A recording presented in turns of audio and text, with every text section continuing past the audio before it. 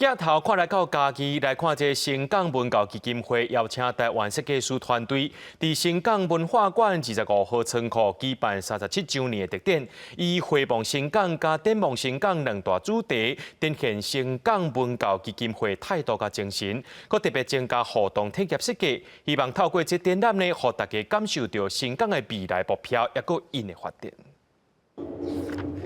学生囡仔甲对新港的愿望写伫卡片顶面，有人希望公园加较好耍，嘛有人希望乡内有好食的物件。新港文教基金会举办37周年展览，佮设计会当互动的体验，希望大家会当做伙来关心新港这个所在。希望讲大家当来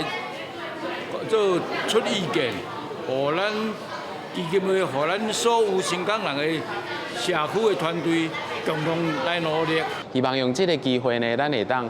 用这种较简单、较好耍的方式呢，互咱小朋友会当增加因家己对这个新港这个小镇的这个认同。来参观的学校讲，37年来，新港基金会伫艺术文化甲环境教育各方面，拢有伫真用心来付出，互庄卡囡仔真侪合适的机会，透过展览的方式，唔但互大家知影新港的改变，嘛会当想象这个未来。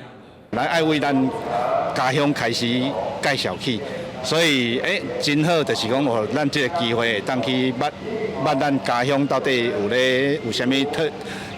质啊，有啥物活动，互囡仔会当去参与，我感觉是真好的活动安尼。基金会表示，展览为7月开始，一直到10月底，除了是成果的发表，嘛希望透过互动的设计，互新港在地，不管是教育或者是环保等等的公共议题，会当有更较侪人来关心。记者林伟霆，家己报道。